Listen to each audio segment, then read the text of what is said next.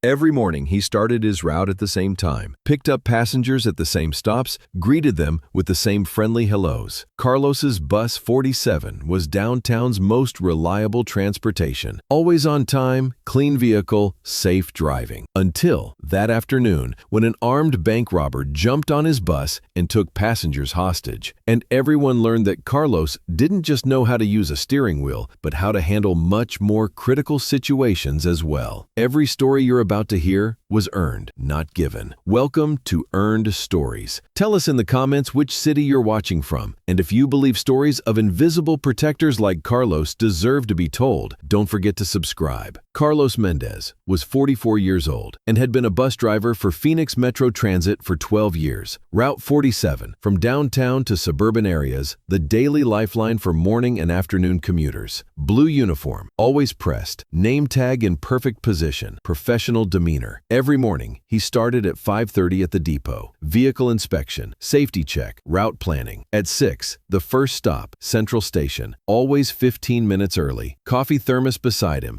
greeting passengers with a warm smile. "Good morning, Mrs. Rodriguez," he'd say to regular passengers. "How's your grandson doing?" Carlos knew his passengers' lives. Maria, hospital cleaner, double shifts. James, college student, part-time job. Linda, single mom, 2 kids. They weren't just fare payers, but community members. For 12 years, no accidents, no complaints. Perfect driving record, commendation letters, Driver of the Month awards. Management held Carlos up as an example. Professional, reliable, community-focused. But no one questioned why Carlos chose bus driving. He didn't talk about his previous career. "I like helping people get where they need to go," he'd say. Simple answer, but complicated truth. Carlos had a locked cabinet in his garage. Inside were old uniforms, certificates, photographs. None belonged to Phoenix Metro Transit. They all belonged to Phoenix Police Department SWAT unit. 10 years ago, Carlos had lived a very different life. Detective Carlos Mendez, SWAT crisis negotiator, hostage situations, barricaded suspects, suicide interventions. Carlos, nicknamed Voice of Calm, never had a failed negotiation, always achieved de-escalation, was the unit's most trusted communicator. Early retirement came from burnout, too many crises, constant pressure, life or death decisions. PTSD symptoms had started. Family life was affected. His therapist recommended routine work, suggested a peaceful environment. Bus driving seemed perfect. Regular schedule, human interaction, controlled environment. For 12 years, the transition had been perfect. No one knew about Carlos's law enforcement background. Everyone saw him as a friendly, reliable driver. But that Wednesday afternoon at 2:47 p.m., past would meet present. Carlos was on his afternoon route from downtown financial district to suburban neighborhood. The bus was half full. Office workers, students, elderly passengers, normal Wednesday afternoon crowd. A man got on at the 2nd Street stop, nervous energy, sweating, backpack clutched tightly. Carlos observed him in the mirror. Suspicious behavior patterns, but not unusual for first-time riders. "Fares $2.50, Carlos said in a friendly tone. The man gave him cash with shaking hands. As he pulled bills from his backpack, Carlos saw a metallic gleam. Gun barrel, partially concealed. Carlos's trained instincts activated. Weapon detected, potential threat identified. But if he took immediate action, innocent passengers could be endangered. The man went to the back seats, put his backpack on the floor. Carlos continued his route, but with heightened awareness. Constant observation through the rearview mirror. At the 3rd Street stop, police sirens could be heard, in the distance but approaching. The man suddenly became alert, looked out the window. "Shit," he mumbled under his breath. Then louder, "Driver, don't stop anywhere." Carlos maintained professional calmness. "Sir, I have scheduled stops ahead." "I said don't stop." The man stood up, revealing his gun. Passengers screamed. Panic started. Carlos made an immediate assessment. Armed suspect, 12 hostages, moving vehicle, police pursuit. Classic hostage scenario. Carlos discreetly grabbed his radio. "Dispatch, Bus 47, Code 3. Armed passenger, hostages aboard." "Copy, Bus 47. Units responding." The man pointed his gun at passengers. "Everyone sit down. Nobody moves." An elderly woman started crying. A college student tried to call police. The man turned his gun toward him. "No phones. Hands visible." This was Carlos's decision moment. Continue driving the normal route, wait for SWAT backup, or activate 12 years of dormant skills. Carlos opened opened the intercom. "Sir, where would you like to go?" Surprised by the calm tone, the man approached the driver's seat. "Just drive, away from downtown." Carlos established eye contact, voice calm, non-threatening. "I understand you're in a difficult situation. What's your name?" "Shut up and drive." Carlos activated his professional negotiator voice. "My name's Carlos. I've been driving this route 12 years. These passengers, they're good people. Maria works at the hospital, saves lives. James is studying to be a teacher. I don't care, just drive." Carlos continued, subtle rapport building. "Whatever happened downtown, we can work this out. But these people don't need to be involved." The man was agitated. "You don't understand. I didn't mean for this to happen." Classic emotional de-escalation opening. Carlos recognized the pattern. Desperation, not malice. Fear-based action, not calculated violence. "Help me understand," Carlos said gently. "What went wrong?" "I just needed money for my daughter's surgery. Bank wouldn't give me a loan. Insurance denied the claim." Carlos activated empathy. "Your daughter's sick? Leukemia. Treatment cost $200,000. I lost my job, house in foreclosure. I wasn't going to hurt anyone, just scare them." Perfect. Personal motivation revealed, emotional vulnerability exposed. Carlos shifted strategy. "What's your daughter's name?" "Emily. She's 7. Emily's lucky to have a father who cares so much, but this isn't the way to help her." Police vehicles were visible behind, maintaining distance. Carlos's radio crackled. "Bus 47, SWAT responding, ETA 5 minutes. Carlos knew SWAT protocol, containment, negotiation, tactical resolution if necessary. But he also knew this suspect, desperate father, not criminal mastermind. "Sir, what's your name?" Carlos asked again. David Morrison." "David, I know you love Emily, but if something happens to you today, who takes care of her?" David's resolve was wavering. His gun hand was shaking. "I don't know what else to do." Carlos pulled the bus over in an empty parking lot. Safe location, clear tactical approaches for SWAT. "David, I'm going to tell you something. I wasn't always a bus driver." SWAT vehicles were arriving, perimeter being established. Tactical team deployment beginning. "I used to be a police negotiator. Situations like this, they were my specialty." David was confused.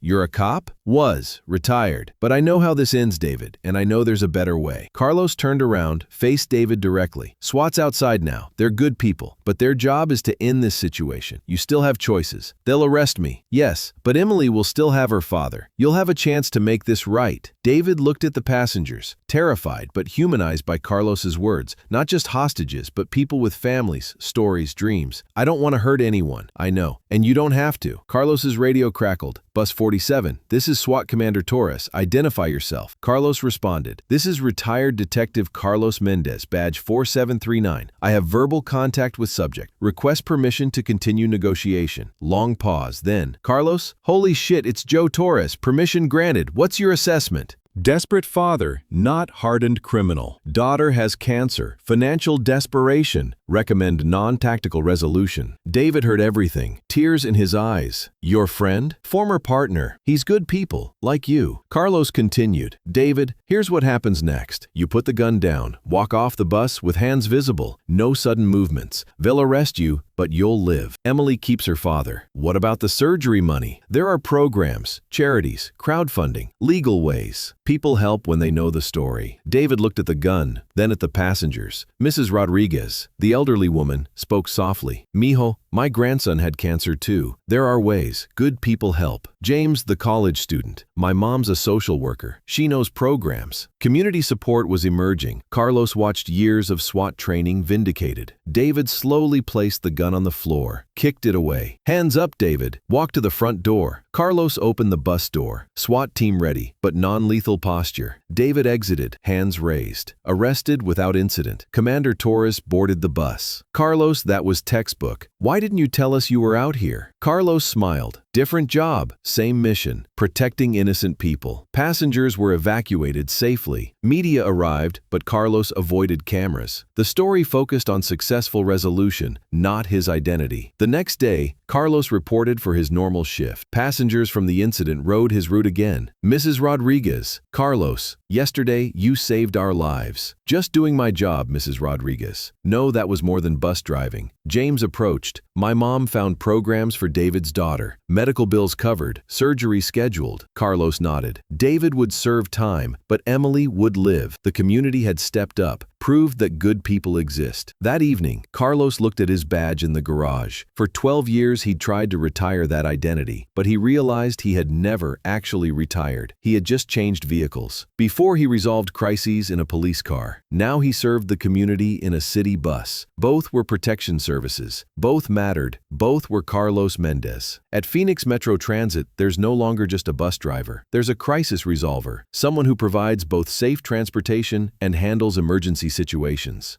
Carlos's story is also the story of thousands of retired law enforcement officers. Different careers, but training remains. Service continues. Protection never ends. Do you know people like Carlos? Those who drive buses, operate taxis, but did very different crisis resolution in the past? Show them respect. Appreciate them. Because sometimes the most ordinary routes are driven by the most extraordinary protectors. And Carlos Mendez shows us that service never ends. It just changes platforms. If this story touched you, please share it. Remember hidden guardians like Carlos, because they're there every day, quietly, ready on city streets for us. The next time you use public transportation, remember Carlos's story. That person safely transporting you might have experiences you couldn't imagine, skills that could save lives. Carlos protected citizens from SWAT situations for 10 years, then protected passengers one route at a time for 12 years. Both were service. Both kept people safe. Every story is earned, not given, and every person serving others has earned our gratitude and respect.